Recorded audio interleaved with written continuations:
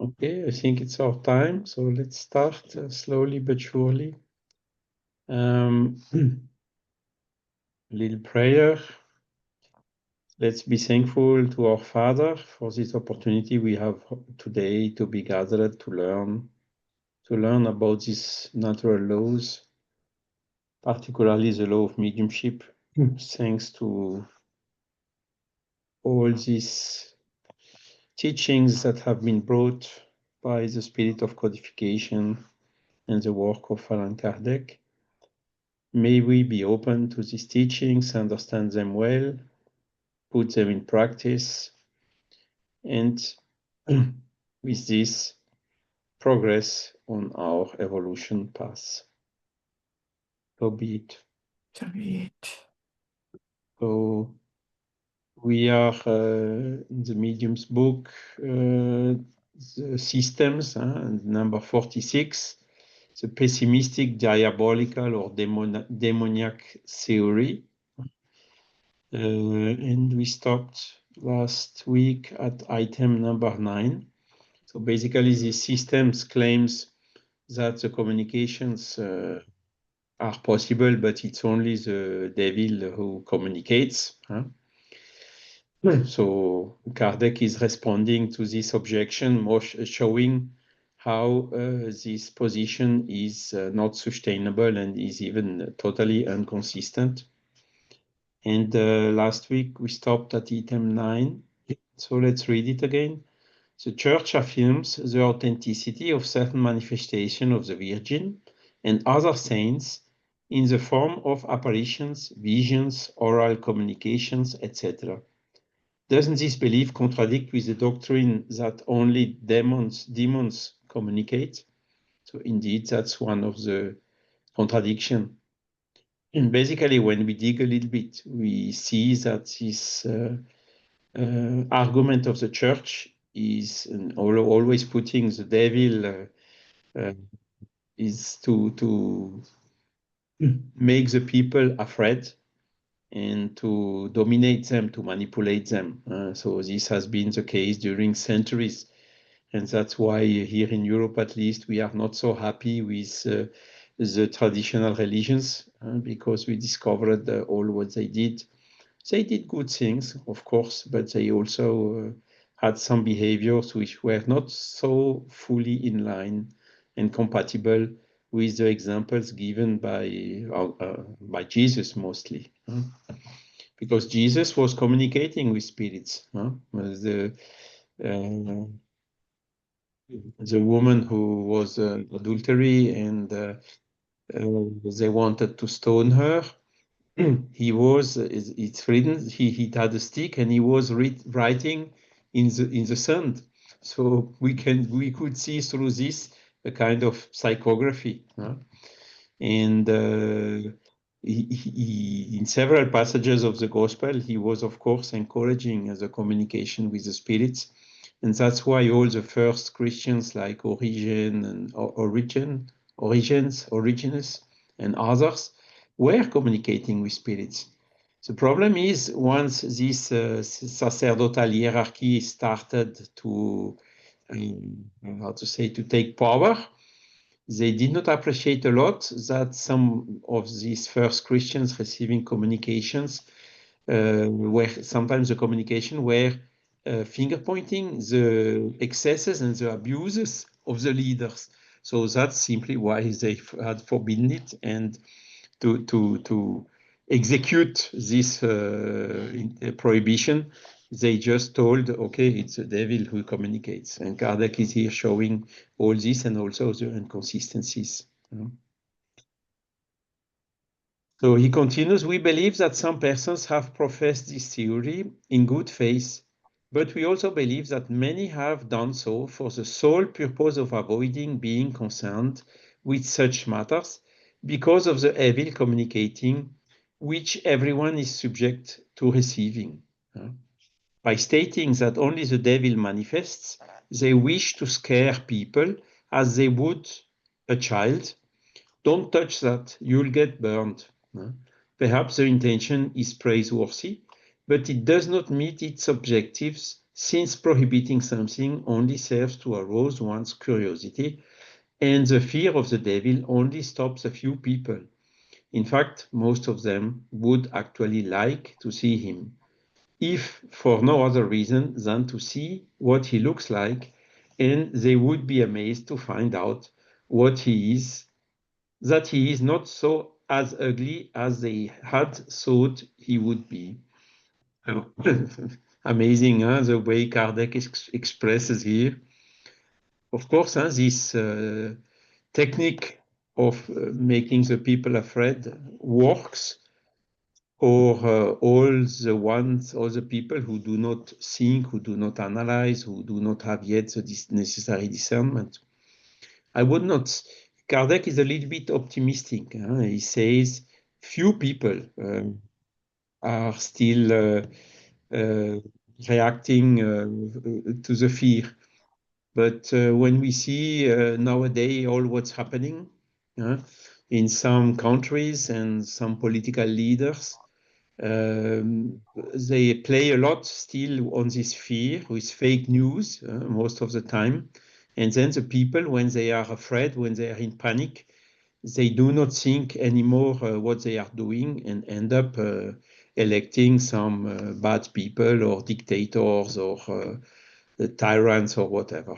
And this, so it's not so few people, and that's why we are here. The Spiritist teachings are, say, willing to educate the people, to develop our discernment, to develop our autonomy, so that we cannot fall in such type of traps which are still harming a lot the humanity nowadays.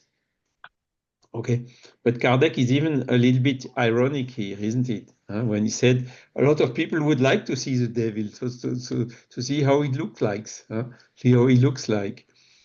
Okay, so the curiosity takes priority over the fear. Again, if you have any questions or remark, don't hesitate to interrupt and to raise your hand.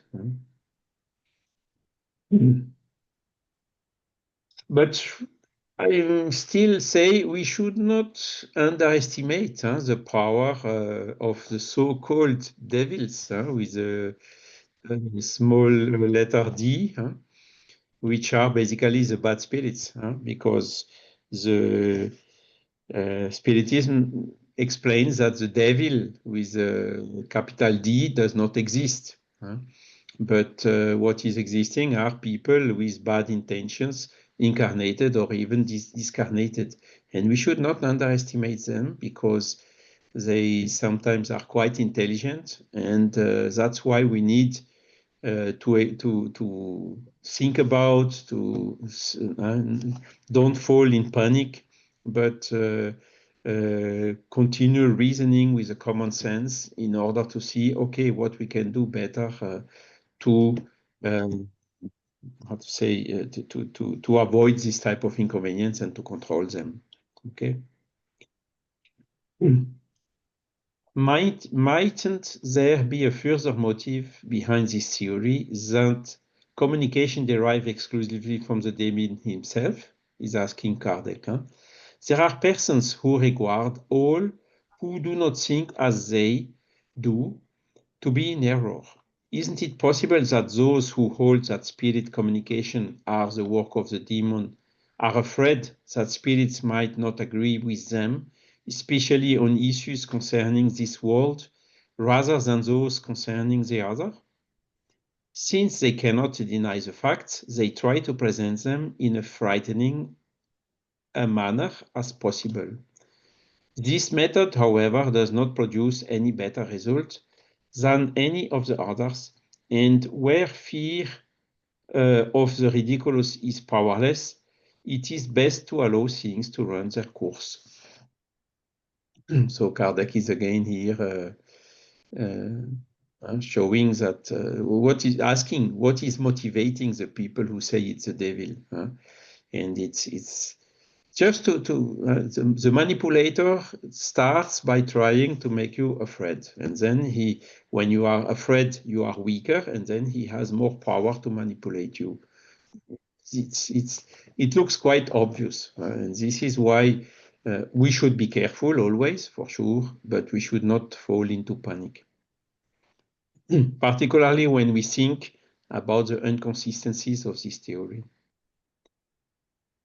A Muslim who heard the spirits speak against certain law of the Quran would surely believe it was an evil spirit. Oh, that's a strange statement Kardec is doing here, isn't it? The same would apply to a Jew concerning certain practices of the law of Moses. So, of course, but this is not only applying to the Jewish and to the Muslims. There are also practices in Christianity which have been introduced by man, by humankind, and which are not in line with Jesus' teachings, isn't it? And this is exactly what Kardec is saying. I told you at the beginning, when Origenus and some other fathers of Christianity started communicating mediumistically, the leaders who wanted to control everything were not happy that they have been sometimes finger pointed or denunciated by the communicating spirits. And that's why they have forbidden it. And it's exactly what Kardec is saying here, trying to explain us. As for Catholics, we heard one of them state that the communication spirit was a devil because he thought differently concerning the temporal power. Temporal power, so the translator note, that is the power of the Pope to become involved and decide in secular matters. Okay? So the spirits told something which was not in line with what the Pope was telling, so it is the devil. Rather than think about, reconsider, and so on, no, it's the devil. The Pope is right and the spirit is wrong. It's a kind of a defensive mode, isn't it, Munir? Yes, Charles, and we do that a lot nowadays without even realizing. Nowadays, if we see an idea of someone saying something that contradicts our beliefs, even if it's not religious ones, we try to discredit that person, that source, and say, oh, no, but, these. So we attribute to ignorance, oh, he's ignorant, or, in this case, they say it's an evil spirit because it contradicts what I believe, what my religion says, or, and nowadays, in simple matters, is the global warming a reality or not? If you believe it is, you try to discredit those who contradict you, and vice versa. So it's a normal, natural reaction of us related to the degree of inferiority that which you are in general. You see, and that's why it's important for us to develop autonomy, to be able to study, to think, and to create our own conclusions, take our own conclusions about things. These are the ones that appeal to us, instead of just saying, "Oh no, this is the work of the devil," because I don't like, or it's against what I believe, I accept as the truth, or whatever. And this is why Kardec is giving us here the right example. He's reasoning, Yeah. analyzing. How, why, what could be the motivation? Does it make sense or not? We should always do this in all the cases. And I will even be a little bit provocative now. Well, the Spiritist body of knowledge or Spiritist teachings are quite strong, consistent since 160 years now. I'm looking for someone showing me an inconsistency in the Spiritist philosophy. I didn't succeed so far myself, and nor from anyone else. But the Spiritist movement is human, and we human are not perfect. We have a lot of imperfections.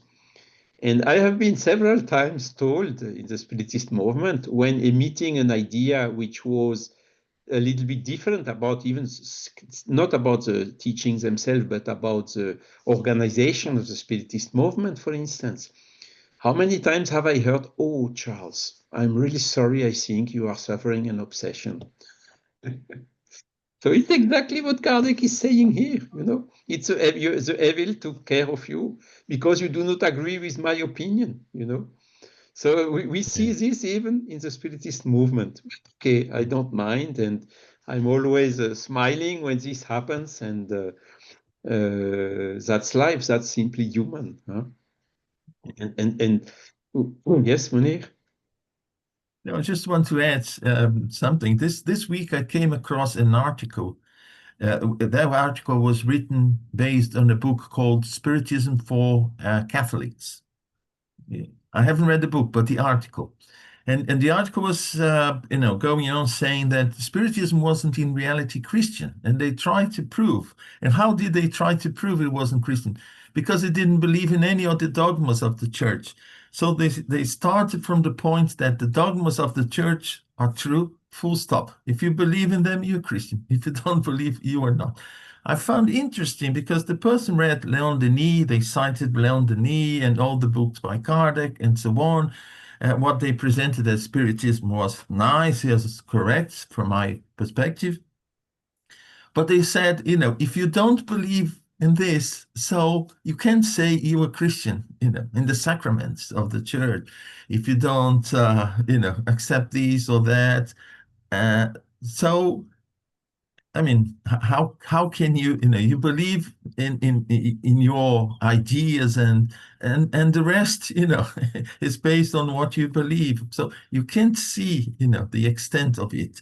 You can't put yourselves in someone else's shoes and see from a different perspective. You just use what you believe and say, okay, if you accept this, you are labeled this. If you don't, you are labeled that. Just to say that Spiritism wasn't in fact Christian. Please. Hi guys. I saw a video on someone kind of debating with a Muslim person.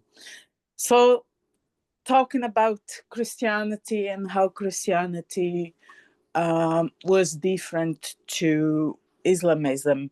And one point really kind of raised my eyebrows because obviously, not only for Catholic Church, but also for Protestant, there are some dogmas, and these dogmas have to be respected if you want, in their eyes, to become Christian.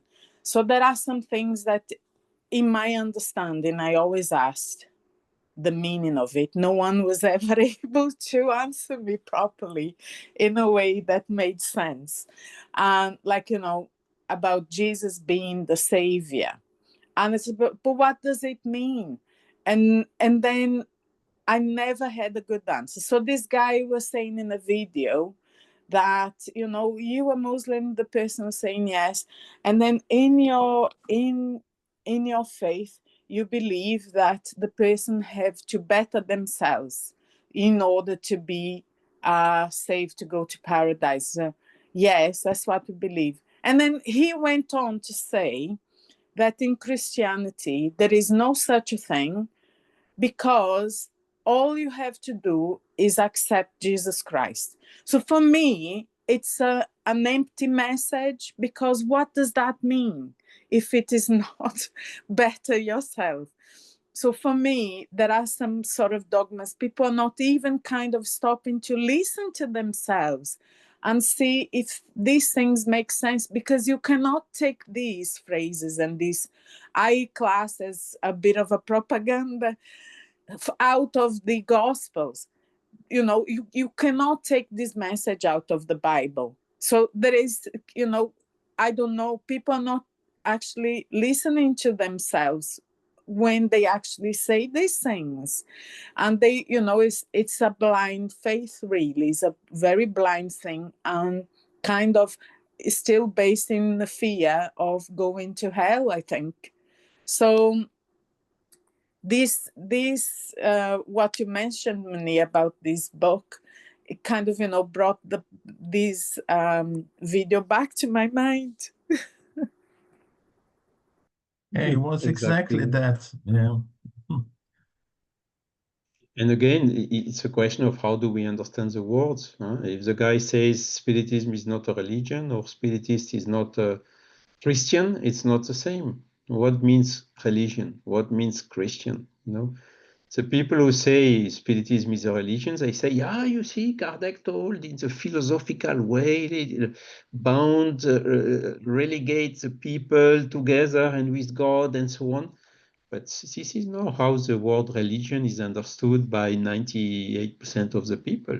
98% of the people, they understand religion as dogmas, imposition, hierarchy, you have to do, the Pope is infallible and whatsoever. So, or superstition even. So the people who understand religion as a superstition, which are a lot, you say Spiritism is a religion, it's like if you said Spiritism is a superstition, you know.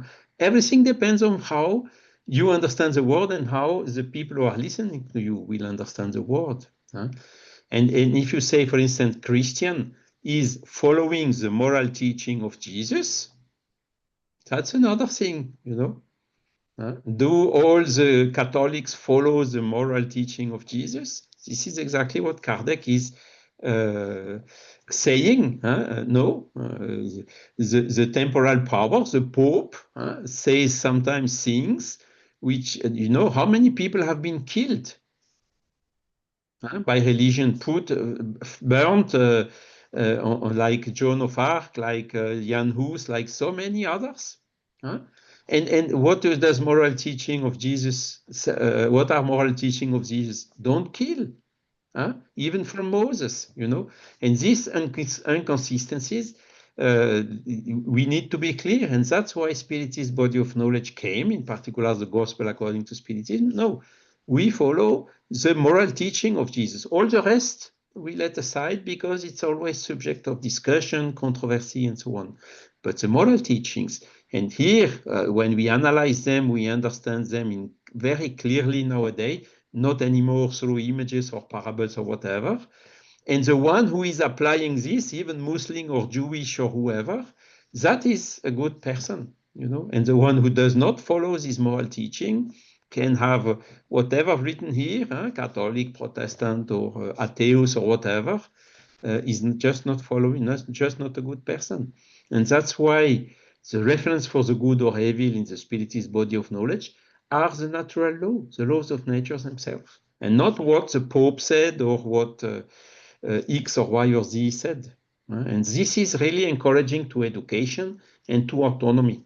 And the fact of being threatened, be careful, you will go to hell, and so on, this is not teaching autonomy. It's at the opposite, heteronomy, willing again to dominate and to manipulate you. And that's not our future.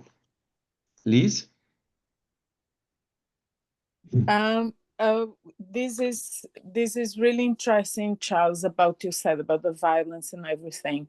And this view that, you know, how many of us following religion is in a blind way, just what other people said, not trying to find things for ourselves. Damaged also the path that could help other people, because they may see, like, is Jesus who is saying to kill and to do violence and all of this business. But, you know, I had an interesting conversation with someone, and she was atheist. I said, you know, please carry on doing this. But when I told her I'm Christian, I'm Spiritist, and then she was like, huh, but, you know, do you agree with all this violence? And I said, I don't agree with all this violence. This is nothing to do with Christ. This violence have nothing to do with Christ. And she tried to kind of relate to me that it had something to do with Christ.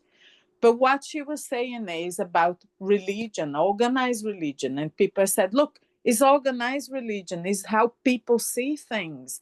There is nothing to do with what Jesus said. I said, let's take an example. You are a teacher. You teach a student to do A, B, and C. And they go there and do X, Y, and Z. Am I going to blame you? And then she thought for a moment and said, that's exactly what I mean. Jesus taught people to do A, B, C, and then they go and do X, Y, and Z. You can't attach two things together. But we also, like you guys said before, we don't want to say that we are wrong because of, you know, this vulnerability that will show up, you know, I'm wrong now in all of this, it will discredit me or anything else. No, I think it would give you more credit because you were able to realize your mistake, and can give you an opportunity to have even more credit by, you know, trying to do what is right and show people, you know, that you are trying your hardest to do what is right, and that we all can change and we can all be better. So that is all I can say. Sorry, guys, I talk too much now. You're absolutely right. And let's just read the sentence fully, because it's exactly what you said, Liz. As for Catholics, we heard one of them state that the communicating spirit was the devil because he thought differently concerning the temporal power, or from the Pope, even though this spirit only preached charity, tolerance, love for one's neighbor, and abnegation of worldly affairs, all in harmony with the maxims proclaimed by Christ. So it's exactly this. You see the evil preaching for following the maxim proclaimed by Christ. It would be a kind of a contradicting evil, isn't it? No, it's definitively not an evil, not a devil. Huh? And this is again, how to say, the Pope, as per dogmatically, he's infallible, but he's a human, so he is imperfect like all the humans. And we see this more and more. And this dogma is absolutely the opposite of what it should be. A good scientist is a scientist who recognizes that he may be wrong and who accepts to change his mind as soon as an evidence comes from the natural law, from the facts, showing he's wrong. The one who says, I'm right, if you don't think like me, you are a devil, is definitively lacking humility. And humility is one of the first virtue preached by Jesus, or coming from the maxims from Jesus. So again, we should use our common sense, our reason, follow Kardec's example, think about, analyze, because the common sense and the reason have been given to us by God as well. And this is the key to become autonomous, to use the reason and the intelligence for the good and for the harmony with the natural laws, or with the maxim proclaimed by Christ or by any other equivalent. Okay. Since spirits are but human souls, and as such not perfect, it stands to reason that there are equally imperfect spirits whose character is reflected in their communications. It is undeniable that they are evil, cunning, and profoundly hypocritical spirits whom we must guard ourselves against. So this is also fundamental. A lot of people have still this kind of belief. Now it comes from the spirit, it came through a medium, so I cannot discuss it. No. Kardec was very clear, and he repeated it several times. Spirits are human, and they can also be wrong. And Kardec gave a lot of examples about this. Oh, the spirit said this, but here he's wrong. What he said here is not correct. Why? Because it does not match with what the other spirit said, or with the natural law, or with the common sense and the reason. So that is the key to get free from this heteronomy.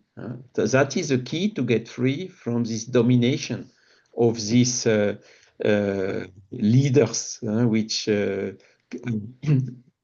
claim themselves to be leaders, leaders who do not appear as leaders being recognized universally, like Jesus. Jesus never said, I'm a leader. He has been considered as a leader through the examples, of the teaching and what he did, applying what he said.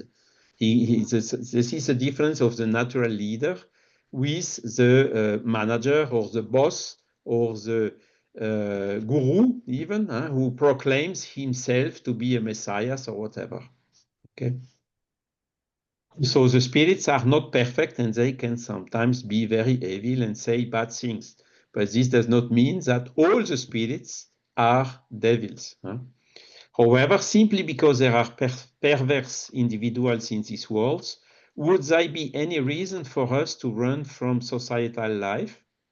In this case, you get a nun or a priest and lock yourself in somewhere and just don't face society anymore. God has given us reason and discernment for judging both spirits and humans. Fundamental. God has given us reason and discernment. And this is exactly what Kardec is helping us to develop through this book, the Medium's book that we are studying right now.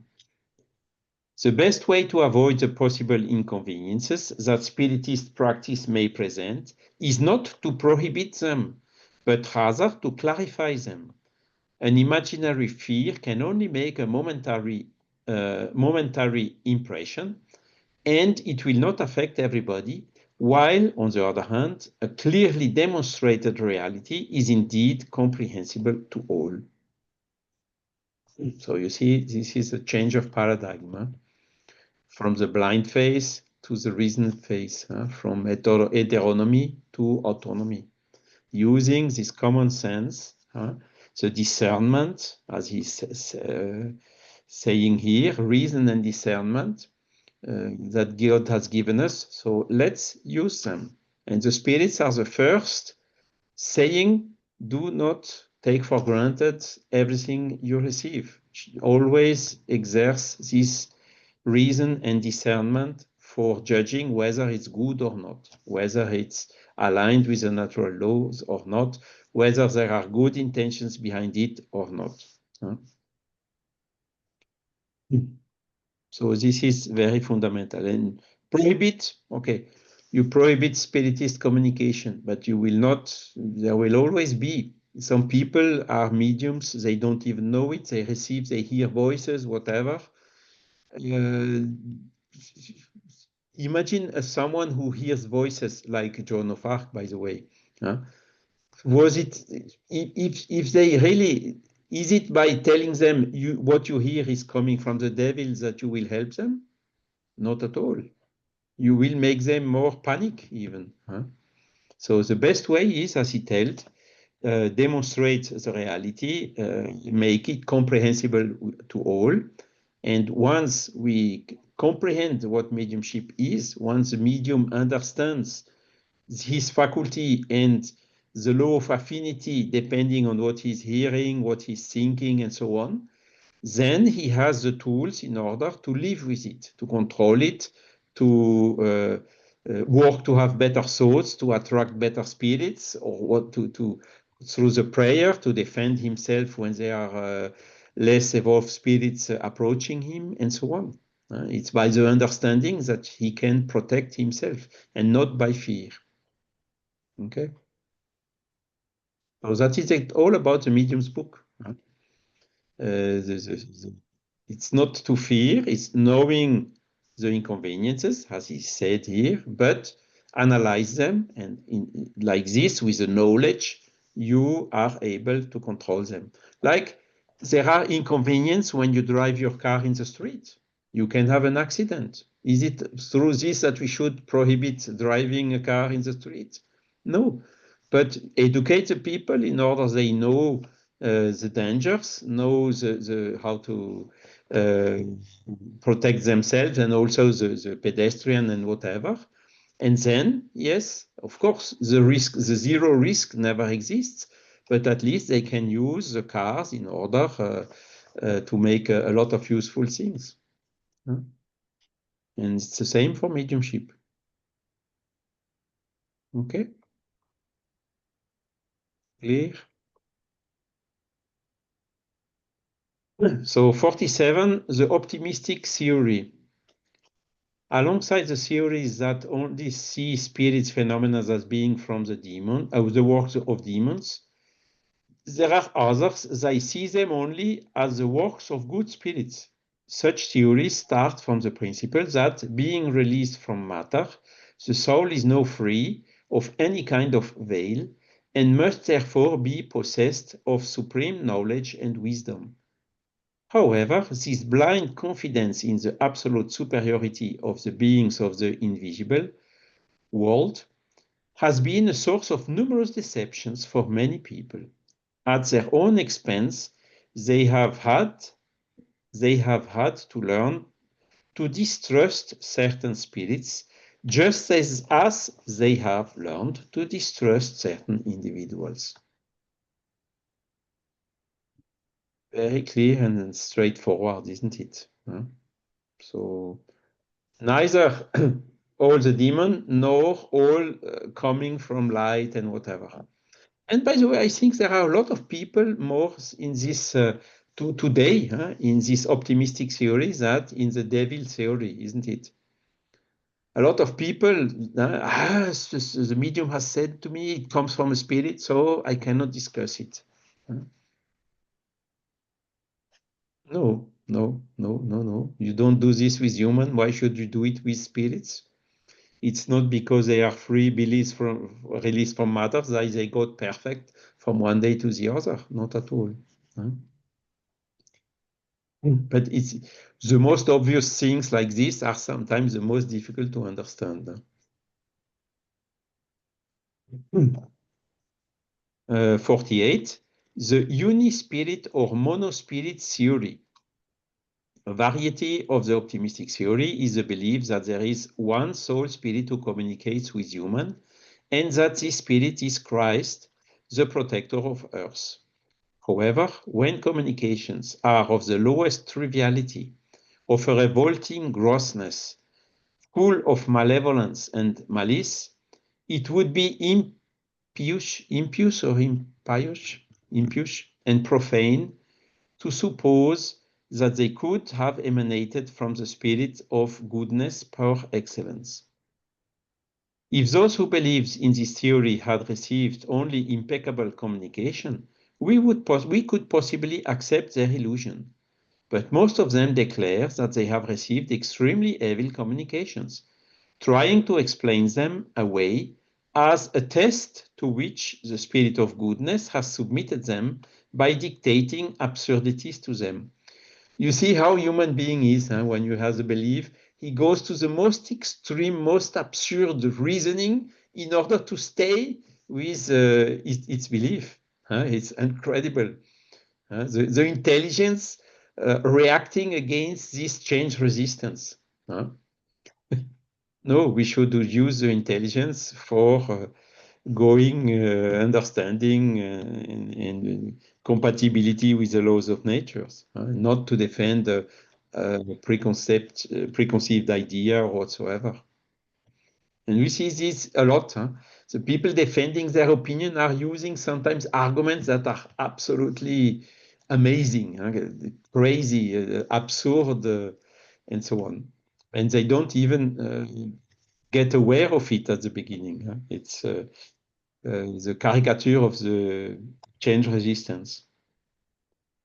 Thus, while some attribute all communication to the devil, who is able to make good statements in order to tempt them, others believe that Jesus is the only one who manifests himself, but that he can make evil statements in order to test them. What shall decide between these two very diverse opinions? It goes from one extreme to the other. Again, the truth is neutral, is somewhere in the middle, is never at the extremes. Common sense and experience, that is what will then decide.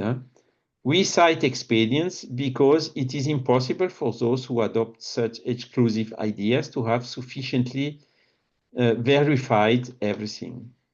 Okay, because they just are believing blindly in something. And then there is another thing.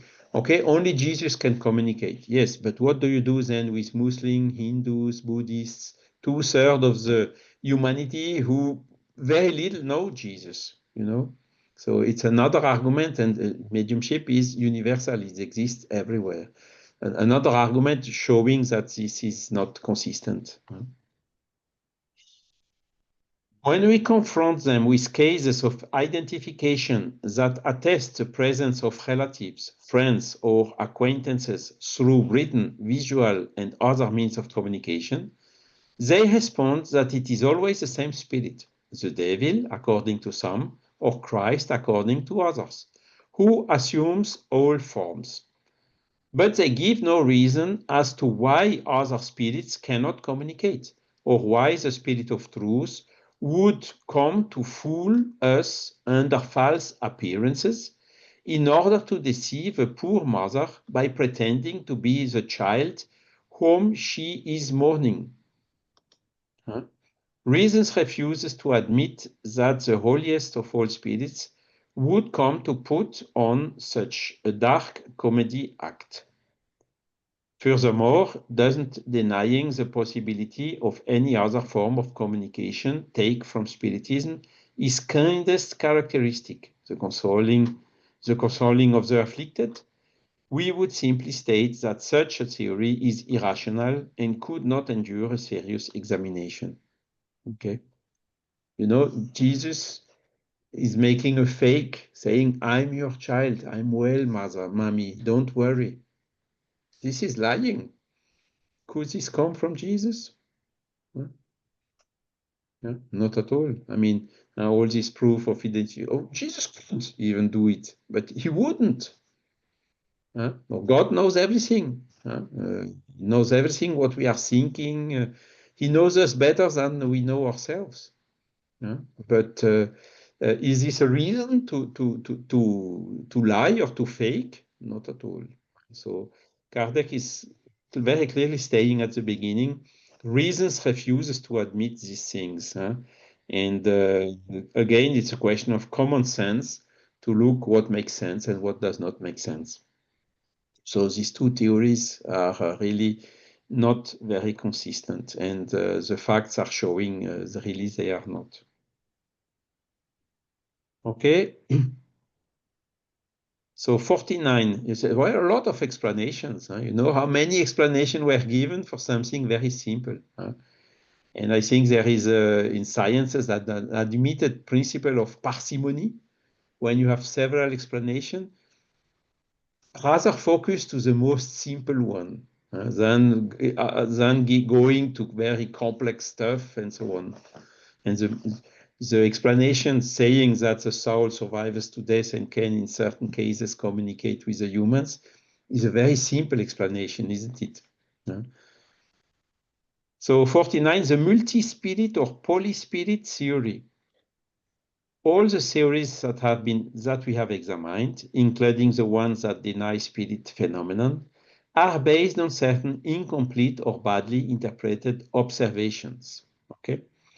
If a house is red on one side and white on the other, whoever has seen only one side or the other would affirm that it was either only red or only white. Very, very simple statement here.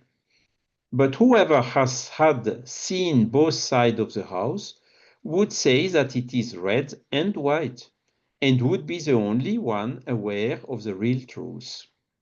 The same applies regarding opinions about Spiritism. They can be correct concerning certain aspects, but wrong if they generalize what is only a part by regarding as a rule what is actually only an exception, or interpreting as a whole what is really only a part. That is why we have stated that those who desire to seriously study this science must observe it a great deal and for a long time, because only time will enable them to ascertain the details, notice the delicate nuances, and observe an infinite number of characteristic facts that will shine like luminous rays of light. However, if they remain on the surface, they will only expose themselves to making a premature and thus erroneous judgment. Oh, it's a general statement Kardec is doing here, but which is deeply true, isn't it? Deeply true, isn't it? When you see only a part, you cannot generalize. Munir, your mic. Sorry. Thanks, Charles. Kardec is saying that, yeah, if you only see it from a limited perspective, you may rush to conclusions that are not, right. But before, I would even say that if you take your premises from an irrational theory, you see, like the one that, good spirit would say, would test us, or Jesus would test us, saying, rubbish or whatever. This is irrational. So any irrational explanation can be used by this person to support their irrational premises. So here in this case is a limited perception. So you didn't give yourself enough time to observe everything. You rushed to conclusion just by looking at one event and saying, oh, one event was like that, everything is like that. And so the importance of allowing yourself time, experience, looking at things in a broader way, as Kardec did. How many messages did he get about certain topics of Spiritism until he concluded, what the spirits were actually saying, and not taking the first message about something and saying, oh, this is the truth and we should accept that as such. Exactly. And this is a lesson of science, a lesson of methodology, isn't it?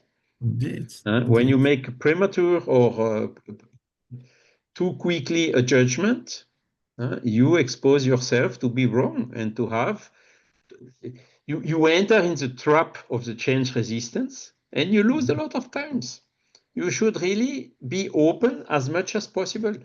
Okay, this is one hypothesis, that is one hypothesis, this is alternative A, B, C, and so on. And look, which one does make sense? Then maybe you filter some out, as Kardec is doing here, and you have maybe one or two alternatives which look probable. But you have to remain open, continue observing more cases and so on. And then at the end, you will find, okay, this one makes more sense than the other one. And that is a correct way to proceed. Because once you say, it's only the evil, then you trap yourself with a change resistance, difficulty to admit you were wrong, which is human. You lose a lot of time, and you may also induce a lot of people in error, and this will be your responsibility. And Kardec is really giving us here a lesson of epistemology. Let us take a look at the general results which we have arrived at by making a complete observation of the subject, and which, as of today, have formulated the belief, so to speak, in the universality of spirits for all the above listed restrictive theories. Are no more than isolated opinions. Okay? So, general results. First, spirit phenomena are produced by extracorporeal intelligence, that is, by spirits. Okay, this is also something which is coming out of the observation. Who is moving the table? Who is answering to questions? Who is influencing mediums and so on? Spirits. And what are spirits? Spirits like us, we are incarnated, but which are in the spiritual world. Second, spirits comprise the invisible world and are everywhere. You see me alone here on my image, but I may have 5, 10 spirits around me. You don't see them, except if you may have a vision, mediumship. You don't see them, but they are here permanently. They are everywhere. They populate space to infinity. There are spirits who constantly surround us and with whom we are always in contact. This is also something which comes out of the observation. Now the question is, which type of spirit is that are constantly in contact with us? That's another question which probably comes later. Still 3, spirits continuously act both upon the physical and mental world as they are one of the powers of nature. Also very clear and simple. 4, spirits were not created as a separate class of entities. They are the souls of those who have lived either on the earth or on other worlds and who have shed their corporeal envelope. Hence, it follows that the souls of man and woman are incarnate spirits who, at death, become spirits once again. Okay? Also very clear and simple. We are spirits temporarily incarnated, and the ones which are around us, invisible in the spiritual world, are the ones who left their physical body. 5. There are spirits of every degree of goodness and malice, of wisdom and ignorance. This is also a very clear and simple statement, and it's basically what we observe amongst incarnated spirits. And we can deduce from this, and also from the observation of the communication we receive from spirits, that spirit which was bad on earth continues bad in the spiritual world, and the one who was good here continues good in the spiritual world. We don't change just by going back to the spiritual world. We don't change our level of evolution. They may have a broader vision and whatsoever, but their level of evolution is progressing slowly but surely, but does not make big steps from evil spirit incarnated, become a good spirit once discarnated. This is also not according to the common sense and reason. Okay.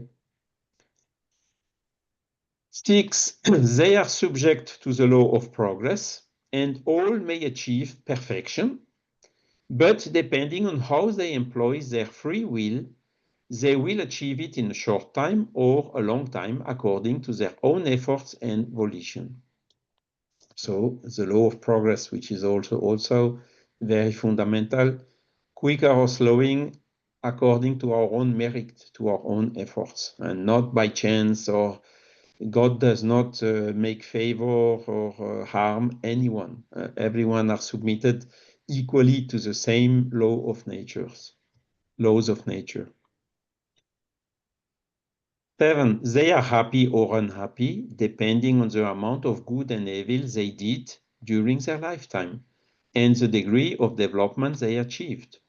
Perfect and unalloyed happiness is only attained by those who have reached the highest degree of purification. Okay. Are we happy? Not always, no?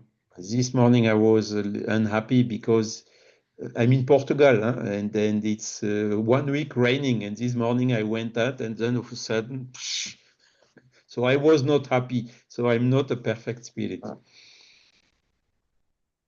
8, under certain circumstances, all spirits can manifest themselves to humans, and the number of those who can communicate is unlimited.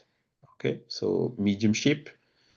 We are spirits incarnated, so communication between discarnated spirits and incarnated spirits is possible, is part of the laws of nature, even if not permanent, or even if linked to a special skill, which is a mediumship.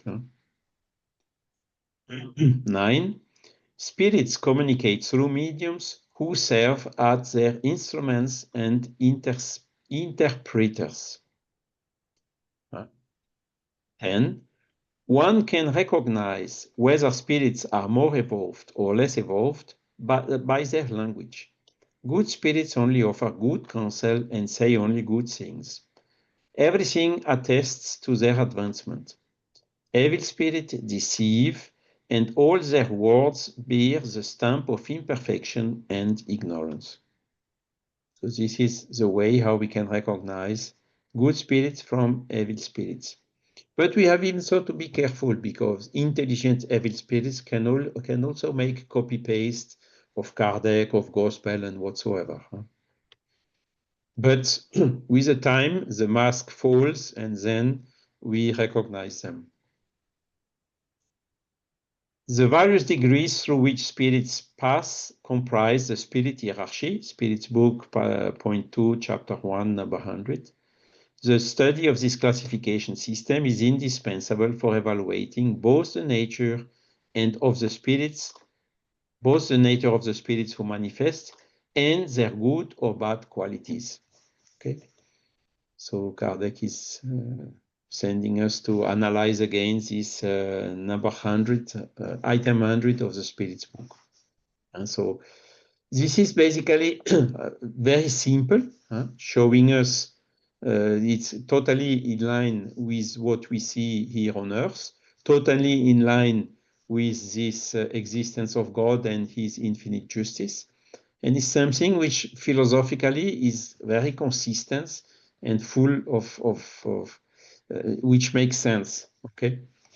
Much more than it's only the devil or it's only Christ or whatever, or it's everything comes from the head of the medium or other type of theories that we have seen above, okay? So I think it's 11:26. We have 4 minutes left, and I think Pablo is here, very attentive, and may I hand over to you, Pablo, for the closing vibrations. So thanks a lot for your attention. Sure. So, my friends,